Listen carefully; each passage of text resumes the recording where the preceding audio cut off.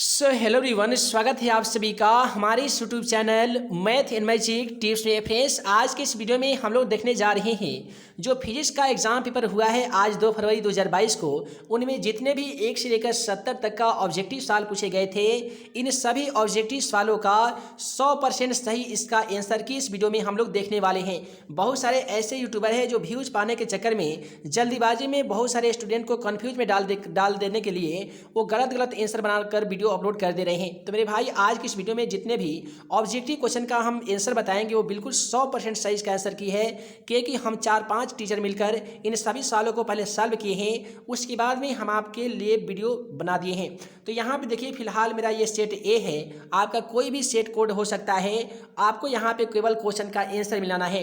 देखिए, पहला सवाल ये पूछा गया था कि निर्वात का परावैद्युतांक होता है। तो यहाँ पे क्वेश्चन नंबर ए का सही जवाब ऑप्शन ए हो जाएगा। केवल आप सभी अपना आंसर को देखकर आप अपने आंसर शीट में टिक मारते जाइए।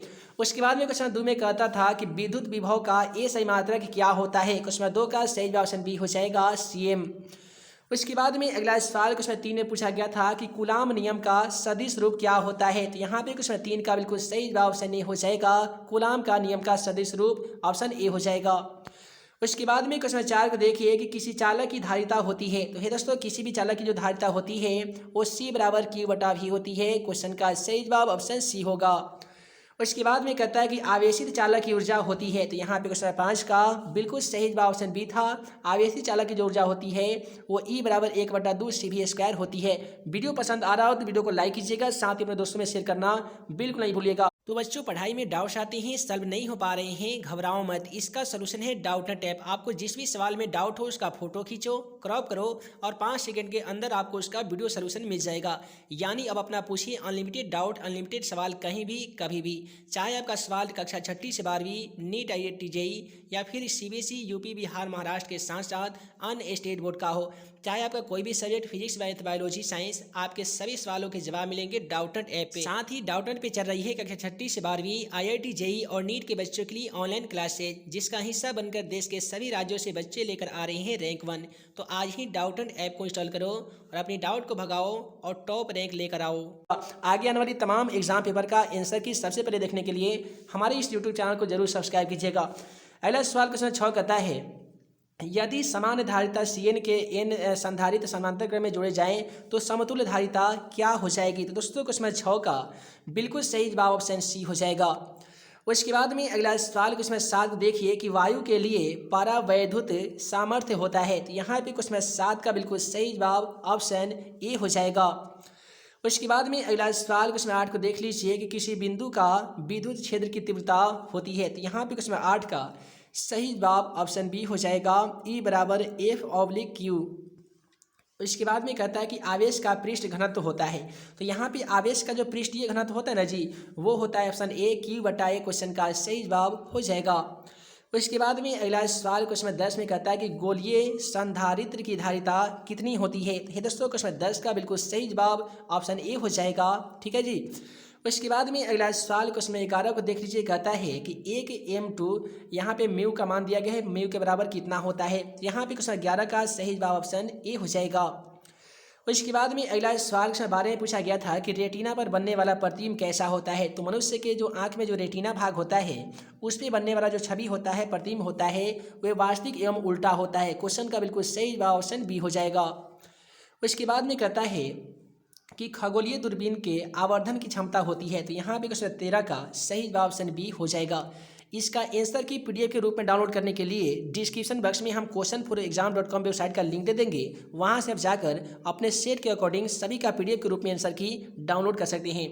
उसके बाद में क्वेश्चन 14 को देखिए, निम्नलिखित में से कौन इंद्रधनुष के निर्माण का कारण होता है। तो यहाँ पे क्वेश्चन 14 का सही जवाब ऑप्शन सी हो जाएगा, वर्ण विक्षेपण। इसके बाद में क्वेश्चन 15 कहता है कि सरल सूक्ष्मदर्शी की आवर्धन क्षमता कितनी होती है। तो क्वेश्चन 15 का सही जवाब ऑप्शन बी हो जाएगा। उसके बाद में अगला सवाल क्वेश्चन 16 को देखिए, कहता है कि यहाँ पे हालांकि क्वेश्चन तो यहाँ पे सही नहीं है, 2 लेंसों की शक्ति होती है। यहाँ पे थोड़ा धुंधला दिख रहा है, आप अपना आंसर मिला लीजिएगा। क्वेश्चन 16 का जो बिल्कुल सही जवाब हो जाएगा वो ऑप्शन ए हो जाएगा।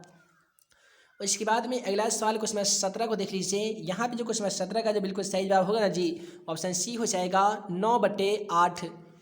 उसके बाद में अगला सवाल क्वेश्चन नंबर 18 को देख लीजिए। क्वेश्चन 18 कहता है कि कांच के लिए क्रांति कोण कितना होता है। बहुत ही सिंपल सवाल था क्वेश्चन नंबर 18। इसका सही जवाब ऑप्शन डी हो जाएगा 42 डिग्री। 42 डिग्री जो है वो लगभग में हो जाएगा। उसके बाद में विद्युत चुंबकीय तरंगों की प्रकृति होती है, तो ये भी बहुत ही सिंपल सवाल था। क्वेश्चन 19 आप सभी को मालूम होगा कि विद्युत चुंबकीय तरंगों की प्रकृति अनुप्रस्थ होती है। इसके बाद में क्वेश्चन 20 को देख लीजिए। क्वेश्चन 20 में त्रिपार्थ के पदार्थ का अपवर्तनांक कितना होता है। यहाँ पे क्वेश्चन 20 का सही जवाब ऑप्शन सी हो जाएगा। म्यू का जो मान हो जाएगा वो साइन इंटू ए प्लस 5m/2 हो जाएगा। उसके बाद में अगला सवाल यहाँ पे क्वेश्चन नंबर 21 को देख लीजिए। क्वेश्चन 21 कहता है प्रकाशीय पथ के बराबर होता है। तो दोस्तों क्वेश्चन 21 का सही जवाब ऑप्शन ए हो जाएगा अपवर्तनांक गुणे पथ की लंबाई।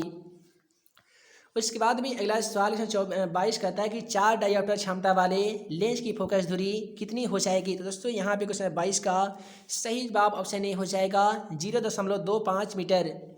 उसके बाद में है कि निम्नलिखित में से कौन वर्ण विक्षेपण क्षमता के लिए सही है। तो यहाँ पे क्वेश्चन 23 का बिल्कुल सही जवाब ऑप्शन ए हो जाएगा। ठीक है जी।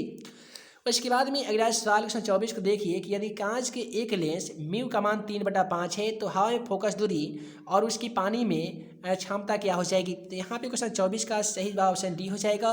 इस क्वेश्चन में जरा कन्फ्यूजन है, आप इसका सही जवाब जानते होंगे तो कमेंट बॉक्स में जरूर बताइएगा।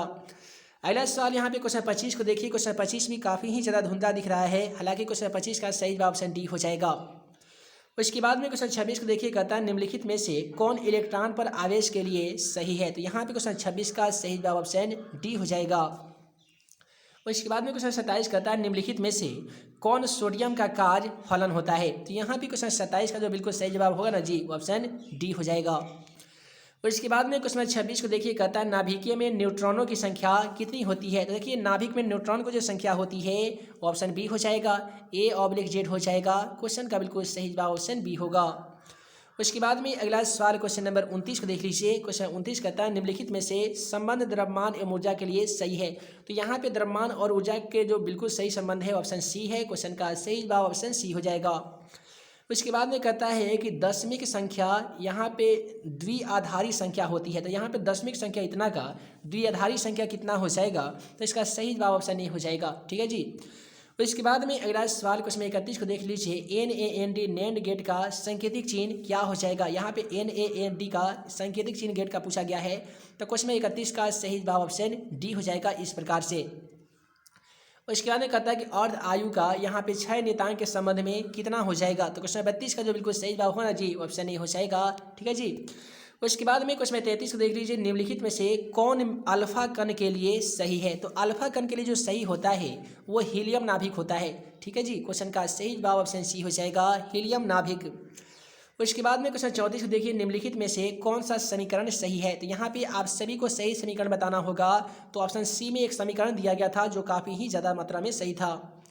उसके बाद में निम्नलिखित में से कौन बायो सावर्ट नियम को सदिश समीकरण का रूप है। तो यहाँ पे क्वेश्चन 35 का सही जवाब ऑप्शन सी हो जाएगा। बायो सावर्ट नियम का सदिश का जो सही समीकरण देखिएगा ना, तो ऑप्शन सी इसका सही जवाब हो जाएगा।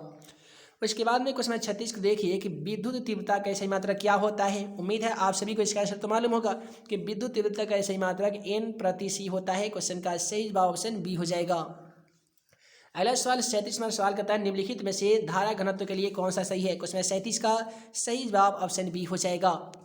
उसके बाद में कहता है 38 में निम्नलिखित में से गतिशील के लिए कौन सा सही है। तो सबसे ज़्यादा गतिशील के लिए जो सही हो जाएगा वो ऑप्शन ए हो जाएगा, म्यू बराबर VT/E हो जाएगा। उसके बाद में निम्नलिखित में से कौन सा सही है। क्वेश्चन 39 का जो बिल्कुल सही जवाब हो जाएगा वो ऑप्शन ए इसमें सही हो जाएगा। अगला सवाल 40वां सवाल को देखिए कि नीला रंग के लिए कार्बन प्रतिरोध का कलर कोड कितना होता है। तो यहाँ पे क्वेश्चन 40 का सही जवाब ऑप्शन डी हो जाएगा, 6 होना चाहिए। इसमें भी डाउट है, जरा ध्यान दीजिएगा। अगला सवाल एम्पियर घंटा मात्रक होता है। तो दोस्तों एम्पियर घंटा मात्रक आवेश का होता है। उसके बाद में निम्नलिखित में से इलेक्ट्रॉन पर कौन सी सही है। तो यहाँ पे क्वेश्चन 42 का सही जवाब ऑप्शन ए हो जाएगा। क्वेश्चन 43 को देख लीजिए। पृथ्वी के पृष्ठ पर बी का मान होता है। तो यहाँ पे क्वेश्चन 43 का सही जवाब ऑप्शन सी हो जाएगा। ये भी जरा डाउट है, ध्यान दीजिएगा। उसके बाद में धारावाही कुंडली पर विद्युत चुंबकीय आघूर्ण होता है। क्वेश्चन 44 का बिल्कुल सही जवाब ऑप्शन सी हो जाएगा। उसके बाद में क्वेश्चन 45 देख लीजिए कि निम्नलिखित में से कौन गैल्वेनोमीटर नियतांक के लिए सही है। तो यहाँ पे क्वेश्चन 45 का सही जवाब ऑप्शन ए हो जाएगा। उसके बाद में क्वेश्चन 46 देखिए कि आदर्श एमीटर का प्रतिरोध कितना होता है। तो यहाँ पे क्वेश्चन 46 का सही जवाब ऑप्शन बी हो जाएगा 0। उसके बाद में क्वेश्चन 47 को देखिए कि चुंबकीय फ्लक्स का सही मात्रा क्या होता है। काफ़ी ही सिंपल सवाल था क्वेश्चन में 47, सही जवाब ऑप्शन ए हो जाएगा। चुंबकीय फ्लक्स का सही मात्रा वेबर होता है। लेंज का नियम किसके संरक्षण के सिद्धांत पे का परिणाम है। क्वेश्चन 48 का सही जवाब ऑप्शन सी हो जाएगा, ऊर्जा का। 49वां सवाल करता है प्रेरणिक प्रतिघात होता है। तो क्वेश्चन 49 का सही जवाब ऑप्शन ए हो जाएगा। क्वेश्चन नंबर यहाँ पे 50 को देख लीजिए, कहता है कि देखिए यह भी क्वेश्चन हालांकि धुंधला दिख रहा है। क्वेश्चन 50 का हम सही जवाब बता देते हैं, इसका डी हो जाएगा। और क्वेश्चन में 51 की शक्ति गुणांक की बात करें तो क्वेश्चन में 51 का सही जवाब ऑप्शन ए हो जाएगा, R/Z। उसके बाद में यहाँ पे क्वेश्चन 52 भी धुंधला दिख रहा है, LR यहाँ पे कुछ ऐसा दिख रहा है। हालांकि क्वेश्चन 52 का जो बिल्कुल सही जवाब हो जाएगा क्वेश्चन पेपर हम देखे थे, इसका सही जवाब सी था। उसके बाद में क्वेश्चन 53 को देख लीजिए, कहता है कि ट्रांसफार्मर के परिणाम अनुपात क्या हो जाता है। परिक्रमण अनुपात पूछा गया है क्वेश्चन 53 में। तो इसका जो दोस्तों सही जवाब हो जाएगा ना, वो ऑप्शन ए हो जाएगा। इस पर भी जरा डाउट है, ध्यान दीजिएगा। उसके बाद में कहता है कि R/C का विमीय सूत्र क्या हो जाएगा। क्वेश्चन 54 में विमीय सूत्र पूछा है, हैप्पी सिंपल क्वेश्चन है। क्वेश्चन का सही जवाब ऑप्शन डी हो जाएगा। उसके बाद में है कि ध्रुव प्रावलंब्य का ये सही मात्रा है कि कितना हो जाएगा। क्वेश्चन 55 का सही जवाब ऑप्शन ए हो जाएगा।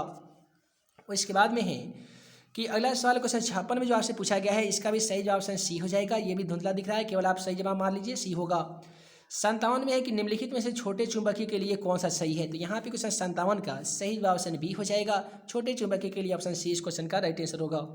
58वां सवाल कहता है एक समान चुंबकीय क्षेत्र में दोलनशील चुंबक के आवर्तकाल का व्यंजक होता है। क्वेश्चन नंबर यहाँ पे 58 का सही जवाब ऑप्शन बी हो जाएगा। अगला सवाल क्वेश्चन नंबर 59 को देख लीजिए। दोस्तों 59वां सवाल कहता है निम्नलिखित में से कौन सा संबंध पृथ्वी के चुंबकीय क्षेत्र चुंबकीय सुई की आवृत्ति के लिए सही है। तो यहाँ पे 59वां सवाल का सही जवाब ऑप्शन ए हो जाएगा। अगला सवाल 60 नंबर को देखिए, निम्नलिखित में से कौन जेनटेक के नियम के लिए सही है। तो क्वेश्चन 60 का सही जवाब ऑप्शन ए हो जाएगा। अगला सवाल 61 नंबर सवाल को देखिए। 61 नंबर सवाल भी धुंधला दिख रहा है, हालांकि इसका सही जवाब ऑप्शन ए हो जाएगा। उसके बाद में 62 नंबर को सवाल को देखिए कि निम्नलिखित में से कौन सा संबंध सही है। तो क्वेश्चन 62 का जो सही संबंध है वो ऑप्शन ए है। अगला सवाल क्वेश्चन 63 को देखिए, निम्नलिखित में कौन निर्यात में विद्युत चुंबकीय तरंग की चाल के लिए सही है। क्वेश्चन 63 का सही जवाब ऑप्शन सी हो जाएगा। अगला सवाल 64 नंबर सवाल करता है कि निम्नलिखित में से कौन सा चुंबकीय तरंग नहीं है। तो यहाँ पे चुंबकीय तरंग जो नहीं है वह हो जाएगा आपका क्वेश्चन 64 का सही जवाब ऑप्शन सी, ध्वनि तरंग। उसके बाद में कहता है कि पारदर्शी माध्यम में हीरा के लिए प्रतिक्रांति कोण जो होता है वो कितना होता है। क्वेश्चन 65 का सही जवाब ऑप्शन डी हो जाएगा। उसके बाद में अगला सवाल 66 नंबर कहता है फोटॉन की ऊर्जा बराबर होती है। क्वेश्चन 66 का सही जवाब ऑप्शन ए हो जाएगा। उसके बाद में क्वेश्चन 67 में कि चुंबकीय क्षेत्र की तीव्रता एच के बराबर क्या होता है। क्वेश्चन 67 का सही जवाब ऑप्शन ए हो जाएगा। अगला 68 नंबर सवाल को देखिए, निम्नलिखित में से कौन उच्च याची ट्रांसफार्मर के लिए सही है। क्वेश्चन 68 का बिल्कुल सही जवाब ऑप्शन बी हो जाएगा। क्वेश्चन 69 को देख लीजिए, दृष्ट धारा के लिए प्रेरणिक प्रतिघात होता है। 69 नंबर सवाल का सही जवाब ऑप्शन ए हो जाएगा, 0। उसके बाद 70वां सवाल को देखिए, धारावाहिक कुंडली के विद्युत चुंबकीय आघूर्ण होता है। क्वेश्चन 70 का बिल्कुल सही जवाब 100% सही, इसका ऑप्शन ए हो जाएगा। तो ये दोस्तों आज की इस वीडियो में हम लोगों ने देखा 12वीं कक्षा में जो फिजिक्स का एग्जाम पेपर हुआ है उसमें 1 से लेकर 70 तक के तमाम ऑब्जेक्टिव क्वेश्चनों का काफ़ी ही 100% सही इसका आंसर की। आशा करते हैं कि आप सभी का अच्छा इसमें रैंक आया हो। उम्मीद है आप सभी को ये वीडियो पसंद आया हो। कमेंट बॉक्स में जाकर जरूर बताइएगा कि आप कितना सही मार्क आए हैं। हम जल्द मिलेंगे अगले बिहार बोर्ड से जुड़ी लेटेस्ट अपडेट के साथ। तब तक के लिए आप सभी को वीडियो देखने के लिए बहुत बहुत धन्यवाद। साथ ही PDF डाउनलोड करने के लिए डिस्क्रिप्शन बॉक्स में दिए गए लिंक को क्लिक करना बिल्कुल ना भूलिएगा। तो दोस्तों हम जल्द मिलेंगे अगले वीडियो में नए क्वेश्चन के साथ। तब तक के लिए आप सभी को वीडियो देखने के लिए बहुत बहुत धन्यवाद।